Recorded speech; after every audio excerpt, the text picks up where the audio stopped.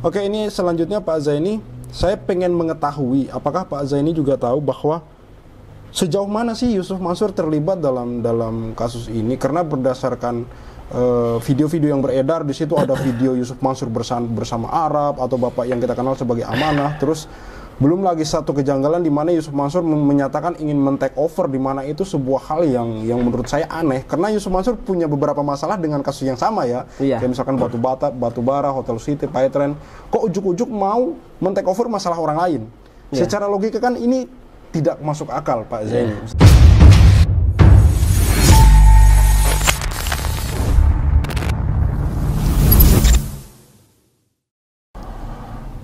Bismillahirrahmanirrahim. Assalamualaikum warahmatullahi wabarakatuh.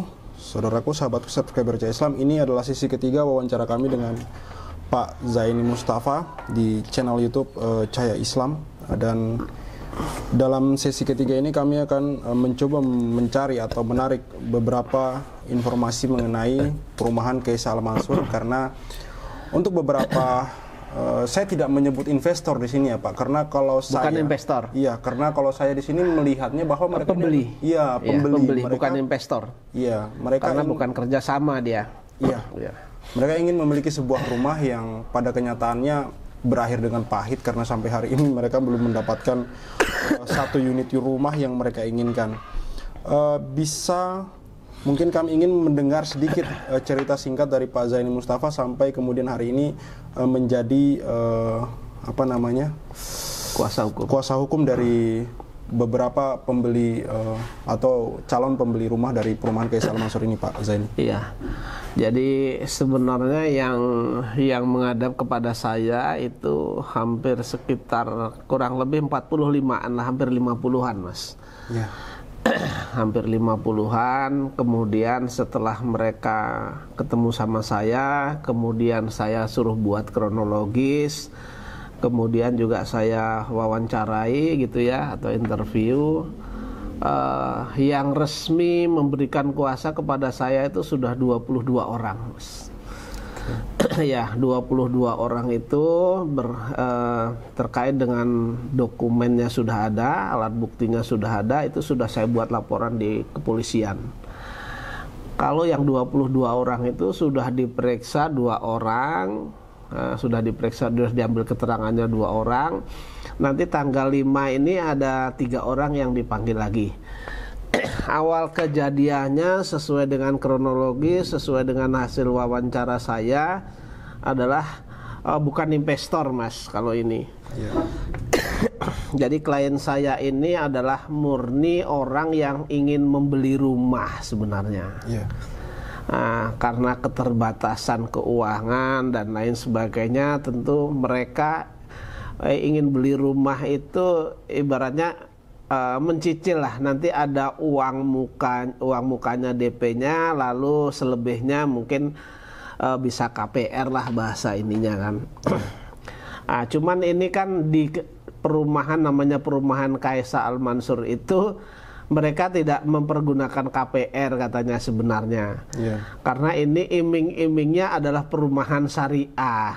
Iya. Perumahan syariah. Mereka mengatakan kamu punya DP berapa, kemudian dapat rumahnya ini, sisanya silahkan dibayar, diangsur sesuai dengan kemampuan. Iya. Dengan adanya iming-iming ya, dengan adanya iming-iming bahwa ini perumahan syariah, DP-nya leluasa, kemudian nanti sisanya bisa diangsur ini, kemudian klien saya ini tertarik untuk membeli begitu. Kemudian setelah ada minat, kemudian di sana sudah bernegosiasi masalah harga, kemudian klien-klien saya ini diantar ke tempat rumah yang sedang dalam proses. Nanti tempatmu di sini, tempatmu di sini, sehingga klien saya merasa yakin bahwa itu memang benar-benar rumah yang ingin dijual lah, developer atau pengembang pada umumnya lah begitu. Iya. Lalu mereka menyetorkan uang ini rata-rata kepada si Haji Amanah katanya. Jadi yang disebut di sana Haji Amanah atau alias Arab itu. Dan di sana juga banyak sales-salesnya begitu. Nah, kemudian setelah mereka ini menyetorkan DP, dan rata-rata DP-nya itu udah hampir lunas semua, Mas. Iya.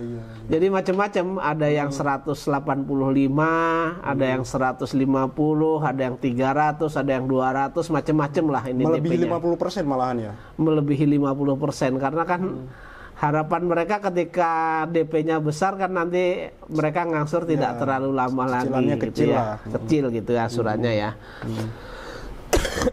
Nah, ternyata setelah DP-nya lunas, ternyata rumah yang dijanjikan itu ternyata rumah-rumah yang dijanjikan, karena ini ternyata ada 5 tempat yang saya lihat itu, Mas. Oke. Jadi yang klien saya yang satu dijanjikan di tempat A, yang satunya di tempat B, yang satunya di tempat C, yang satunya di tempat D begitu. Iya. Kemudian di tempat E. Nah, ternyata setelah saya menerima kuasa, kemudian buat laporan, kemudian saya juga survei ke tempat itu, ke tempat perumahan itu. Ternyata rata-rata dari rumah yang dijanjikan itu, rata-rata tanahnya belum dibayar secara keseluruhan.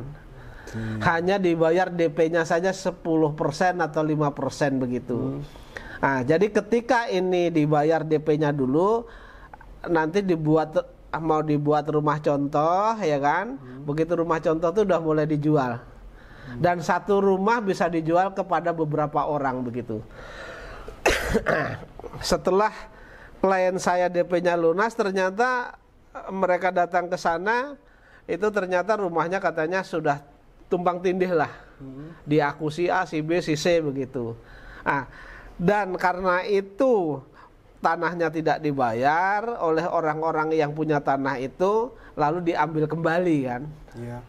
Tetapi ada juga yang sudah full bangunan, itu ada 2 lorong kalau saya lihat ya.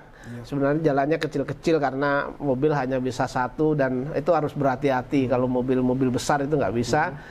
Itu sesuai dengan keterangan RT setempat, keamanan setempat, tetangga kanan kiri.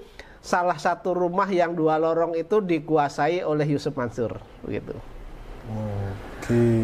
Di Tangerang juga begitu, dikuasai oleh Yusuf Mansur. Nah, kenapa perumahan Kaisa Al Mansur ini menyangkutkan Yusuf Mansur? Nah, di dalam perjalanannya ketika DP sudah disetor, rumahnya tidak ada, ya kan? Rata-rata klien saya itu ingin mendatangi Kopi Joni Hotman Paris. Harapan mereka agar Hotman Paris itu nanti datang ke sana, diterima Hotman Paris, dan itu dipiralkan begitu. Nah, dengan adanya rencana itu, ya kan, dengan adanya rencana itu yang waktu itu dibantu oleh LSM maupun ada orang yang mengaku sebagai pengacara, mereka pengacara atau tidak saya tidak tahu. Itulah yang didengar oleh Yusuf Mansur. Lalu mereka dikumpulkan di rumahnya Yusuf Mansur. Nah, setelah dikumpulkan, ya udah jangan ribut-ribut gitu loh. Jangan ribut-ribut, jangan kejar Arabnya, jangan laporin Arabnya. Karena kalau kamu ngelaporin Arabnya, urusannya nggak selesai, uangmu nggak pulang gitu loh, uangmu nggak akan kembali. Kalau nanti Arabnya pasang badan kan uangmu nggak kembali. Mendingan ini saya yang ganti, karena ini perumahan nanti saya mau take over perumahan ini, saya yang ganti kerugianmu semuanya. Itu Yusuf Mansur yang bilang, Yusuf Mansur yang mengatakan seperti itu. Kemudian dibuatlah schedule pengembalian tuh 1 tahun. Dan itu ada buku kontrol kayak SPP zaman dulu, Mas, yang lama itu gitu ya. Nah, ternyata cuman itu salahnya memang tidak dibuat perjanjian secara tertulis. Tapi lisan kan sah sebagai perjanjian. Kalau orang sudah mengatakan, apalagi dia seorang muslim, tentu harus ditaati kan begitu. Karena kalau perjanjian itu kan sebenarnya hanya formalitas saja, tetapi janji itu bisa diucapkan melalui lisan dan itu ditaati begitu ya. Nah, kemudian memang ada penggantian dari Yusuf Mansur, itu pengembaliannya tapi tidak seberapa. Secuil lah ya. Secuil artinya sebagian kecil. Iya. Sebagian kecil. Kemudian lewat ini sudah 3 tahun, hampir 4 tahun ini kan tidak ada penyelesaian, hanya dikembalikan ya kurang lebih beberapa bulan, itu sebagian kecil saja. Oleh karena itu ada beberapa orang yang telepon kepada saya, ya sudah coba nanti dikumpulkan orangnya, kemudian dokumennya dikumpulkan, nanti saya pelajari, nanti saya bantu begitu. Nah, kuat dugaan saya Yusuf Mansur ini kalau tidak ada andilnya di sana, ya kan, dugaan saya ya, kuat dugaan saya. Kalau tidak ada andilnya di sana, kenapa mereka mau mengganti? Kenapa mereka mau meredam? Nah, ini saya tarik kesimpulan adalah hampir 11-12 dengan investasi batubara. Jadi batubara itu ketika 2010 macet, itu Yusuf Mansur tampil di gedung serbaguna Global School yang di Legenda Wisata itu, mereka mengatakan mau ganti.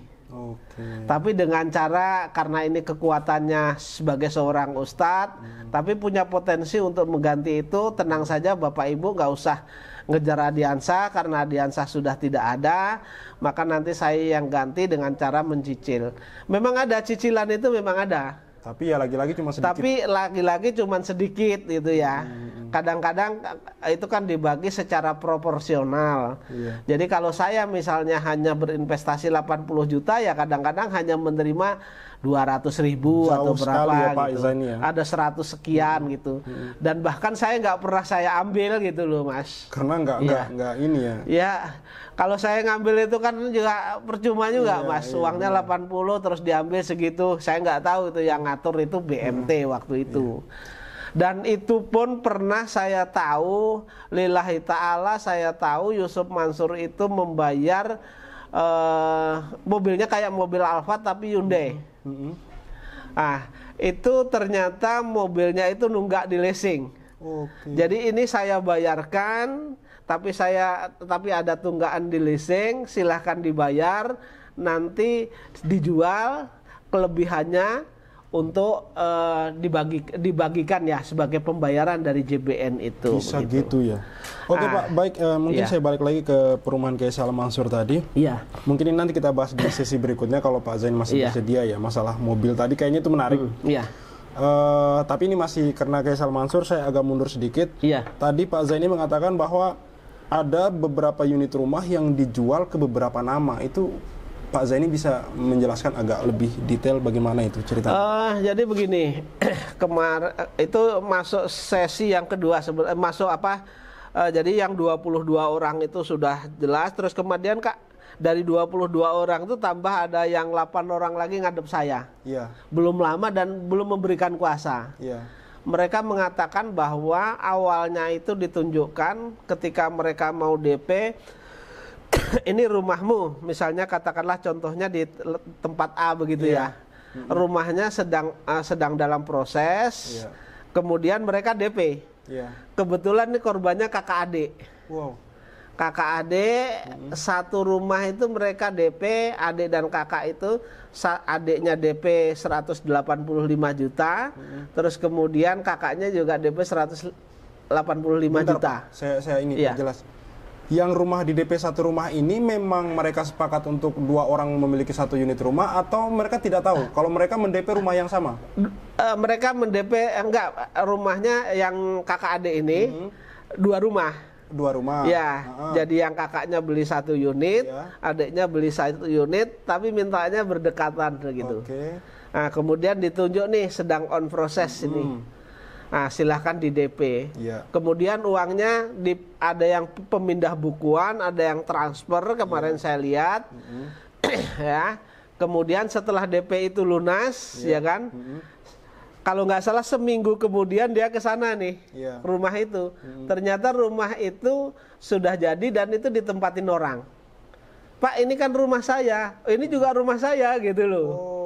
Oh, berarti Bapak mau katakan di sini bahwa rumah yang di DP itu sebenarnya sudah dijual ke orang lain. Oke. Ya. Ini jelas Pak Ya. Zaini Mustafa. Ini kali ini saya jelas memahami dan semoga Ya. netizen juga memahami ya bahwa satu masalah lagi ternyata rumah yang sudah di DP oleh beberapa orang ternyata sudah dijual ke orang lain begitu. Orang Pak Zaini, lain. Pak, ya? Hampir rata-rata sebegitu semua. Terus kemudian kakak beradik ini di mana nih rumah saya karena udah ditempatin orang, dipindah ke tempat lain. Ya. Nah, begitu di tempat lain, ya sudah sedang dalam proses kan, dia nggak ngelihat. Begitu beberapa hari kemudian, kira-kira rumah itu sudah jadi, mendatang lagi ke sana ternyata sudah ditempatin orang lagi. Astagfirullah. Katanya mereka berdebat sama yang menempati rumah. Saya kan sudah DP rumah ini, saya juga sudah bayar rumah ini gitu. Itu ada beberapa kali, kemudian karena sudah beberapa kali mereka sadar bahwa itu sebenarnya mereka sudah tertipu begitu. Sejak awal bahkan ini diduga kuat bahkan kemungkinan sejak awal mereka ditipu ya Pak Zaini. Ya. Nah, kemudian mereka sudah sadar itu ditipu, namun mereka ingin mengadu itu kepada siapa begitu. Karena ini kan rata-rata orang yang beli, mohon maaf ini, yang rata-rata beli ini kan rumah pertama, Mas. Iya. Dan mereka ingin menempati. Dan mereka pekerjaannya bermacam-macam, walaupun ada yang PNS, tapi ya bukan pejabat yang tinggi lah gitu. Kemudian ada juga kuli pabrik dan lain sebagainya begitu. Nah, cerita-cerita dari klien saya nih hampir sama seperti itu. Jadi dipimpong, Mas, kalau bahasanya. Dijanjikan rumah ini, begitu rumah ini jadi ternyata sudah ditempati orang, dipimpong lagi ke sini, dialihkan ke A, B, C gitu. Hampir rata-rata seperti itu. Ya, dan saya korek juga ada salah satu lokasi rumah yang saya bisa ketemu sama mantunya yang punya rumah, ya. Yang waktu itu transaksi dengan si Arab ini, ada perjanjian mau dijual kepada Arab ini, ya mereka mengatakan, Pak, ini tanahnya luasnya sekian, hanya di DP sekian, karena ini tidak dibayar, tidak dilunasi, maka kami tarik kembali begitu. Dan itu yang berhadapan dengan Arab, yang pada saat itu berhadapan dengan Arab itu untung ya, untungnya itu mereka didampingi oleh anak-anaknya dan sertifikatnya masih ditahan. Karena anak-anaknya kan baru di DP, jadi sertifikatnya kami tahan dulu gitu. Sekarang dikuasai oleh ahli warisnya. Diambil kembali ya. Diambil kembali. Dan itu saya lihat di sana memang ada beberapa rumah, 1, 2 itu kurang lebih 3, kurang lebih ada 5 sampai 6 rumah mangkrak. Kalau yang satunya ada jadi. Udah jadi ya. Sudah jadi, tapi diambil oleh yang punya rumah. Kalau nggak salah 2 pintu kalau yang diambil itu. Tapi semua diambil. Semua diambil karena kan hanya di DP saja, nah tidak dilunasi begitu. Itu jauh, cuma sekian persen yang di ibaratnya DP-nya itu jauh dari. Jauh. Mereka hanya mendP itu, agar bisa mendirikan bangunan di sana begitu. Nah, setelah itu progres pembangunan kan dijual-jual sama dia. Tapi uangnya nggak untuk melunasi gitu. Berarti bisa kita katakan bahwa tanahnya tidak lunas, bahkan cuma DP 50% pun tidak sampai ya, jauh ya. Rumah yang sudah di DP pun tidak tahu entah kemana aliran uang DP ini kan. Iya, nggak tahu. Berarti kan ini seolah-olah ya bisa kita duga kuat memang ini lagi-lagi seperti permainan sejak awal ya Pak Zaini. Iya, rumah yang ada 2 lorong yang dikuasai Yusuf Mansur itu, informasi dari yang mengaku keamanan di sana, mengaku tetangga di sana juga masih bermasalah. Jadi sertifikatnya masih berada di pemilik aslinya. Sementara karena di sana ada bangunannya, informasi orang di sana dikuasai oleh Yusuf Mansur. Nah, ini ada satu info menarik yang saya dapat Pak Zaini, bahwa beberapa unit rumah ini, kalau Pak Zaini tidak mau jelaskan ini haknya Pak Zaini, tapi kalau Pak Zaini bersedia menjelaskan dan Pak Zaini paham, kami minta kesediaannya Pak. Ada informasi bahwa beberapa unit rumah di sana itu ditempati oleh staf-staf di Darul Quran Pak Zaini. Itu betul ya. Saya sudah ke sana. Jadi itu memang memang diterangkan oleh klien saya seperti itu. Kemudian saya juga datang ke tempat lokasi itu, ya kan. Nah, kemudian saya ngobrol sama tetangga kanan kiri di perumahan itu, mereka mengatakan bahwa perumahan ini sebagian besar dikuasai dan ditempati oleh guru-guru Darul Quran.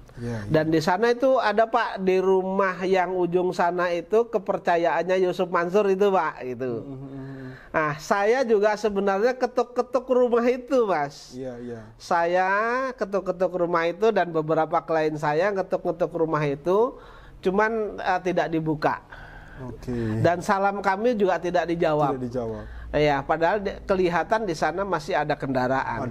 Artinya kalau ada orang di dalam, kemungkinan ada orang. Kalau kendaraannya ada orang, roda duanya kan kemungkinan ada orang. Ya, begitu. Ini lagi Pak Zaini, tadi saya agak penasaran dengan masalah tanah yang itu belum lunas dan itu ada bermasalah, dan itu ada di video wawancara Pak Darso Alif kalau tidak salah.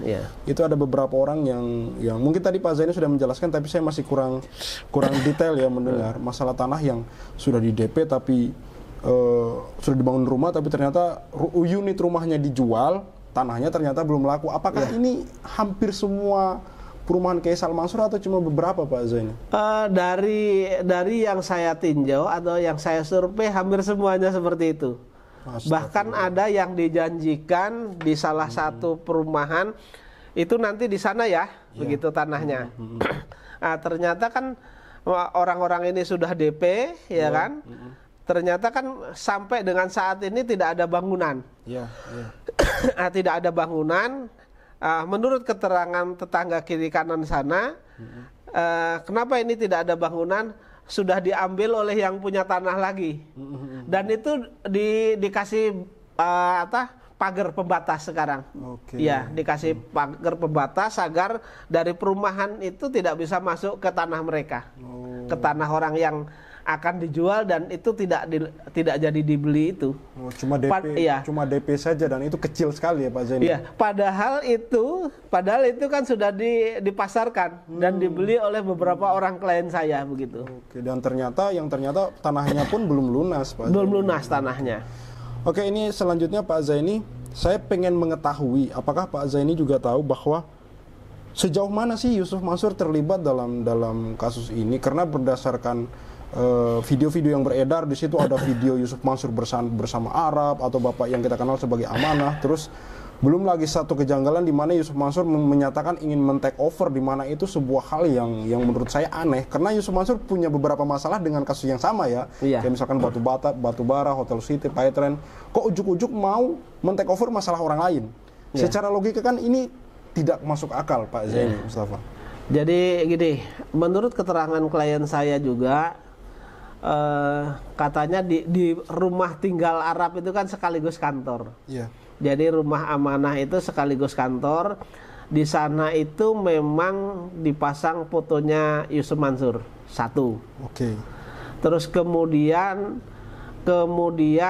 dari beberapa konsumen ini kan, konsumen ini tidak jauh dari tempat tinggal Yusuf Mansur dan Arab itu, rata-rata hampir sekitar situ. Jadi Yusuf Mansur ini ada kedekatan dengan orang tua si Amanah ini.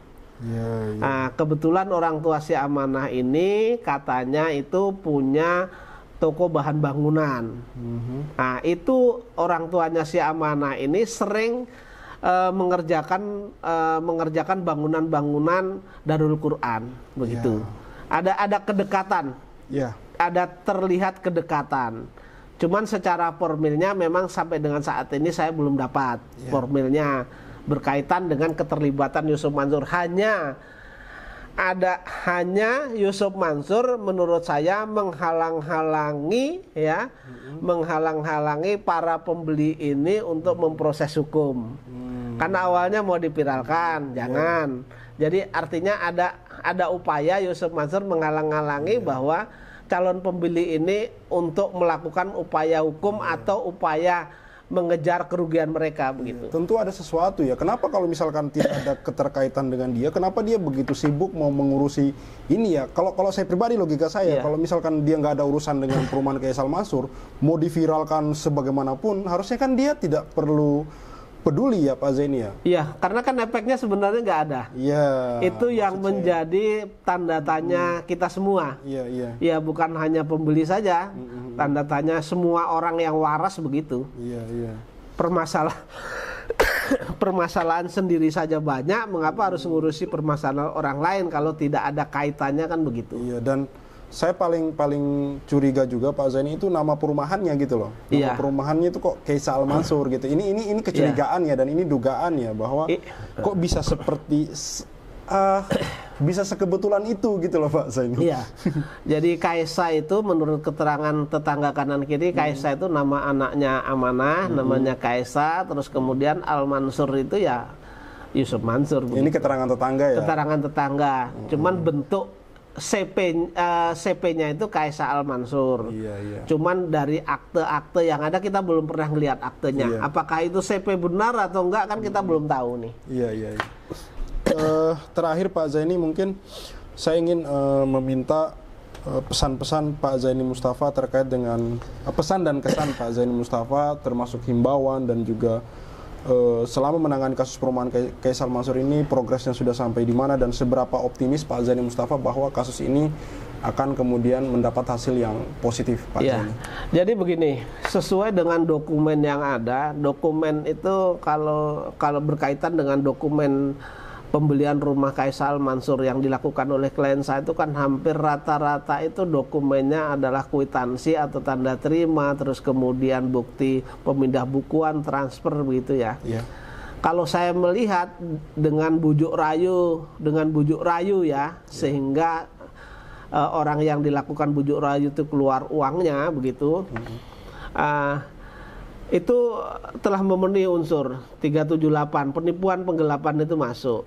Sehingga menurut saya sudah tidak ada dalih lagi itu menjadi perkara perdata. Karena kan jelas ini posisi barangnya yang dijual itu tidak ada. Jadi mereka itu kan menjual barang, ya kan? Kalau menjual barang tentu nanti menyerahkan barang, haknya adalah haknya menyerahkan barang, kemudian kewajibannya adalah menerima pembayaran. Tetapi pembayaran daripada calon pembeli sudah dilakukan, tetapi rumahnya ternyata tidak diberikan dan ternyata bukan tanah dia. Jadi penipuannya menurut saya jelas, Mas. Dan itu optimis saya ya 98%-an, Mas, optimis. Oke, Pak Zaini Mustafa, terima kasih atas kesediaannya untuk kami wawancarai, dan saya pikir beberapa hal sudah terjawab pertanyaan-pertanyaan dari kami tim Cahaya Islam, karena terus terang ini kami jauh sekali jaraknya ya Pak Zaini. Kalau bisa kita akan wawancara setiap hari, tapi karena terbatas jarak dan waktu, dan sekali lagi saya doakan semoga Pak Zaini Mustafa dan rekan-rekannya sehat-sehat walafiat, terus berjuang di jalan Allah Pak Zaini Mustafa. Amin. Saya sebagai saksi Pak Zaini Mustafa bahwa Pak Zaini Mustafa ini murni amar ma'ruf nahi mungkar, dan ini jalan jihad yang mana jihad hari ini adalah jihad intelektualitas ya Pak Zaini Mustafa. Betul. Di mana di sini senjatanya Pak Zaini adalah intelektual dari Pak Zaini Mustafa, cara berpikir dari Pak Zaini Mustafa, dan saya melihat Pak Zaini Mustafa sangat detail dalam melihat kasus-kasus yang ditangani. Baik, sekali lagi terima kasih Pak Zaini Mustafa. Sama-sama. Cukup sekian untuk video kali ini dan wawancara kali ini. Kami ucapkan terima kasih banyak. Jangan lupa untuk di-share sebagai bentuk bantuan teman-teman dan dukungan support teman-teman kepada tim Pak Zaini Mustafa, Pak Darso Arif, Mas Aji, dan juga kami tim Cahaya Islam. Saya Khalid Awalid undur diri. Wassalamualaikum warahmatullahi wabarakatuh. See you on the next videos.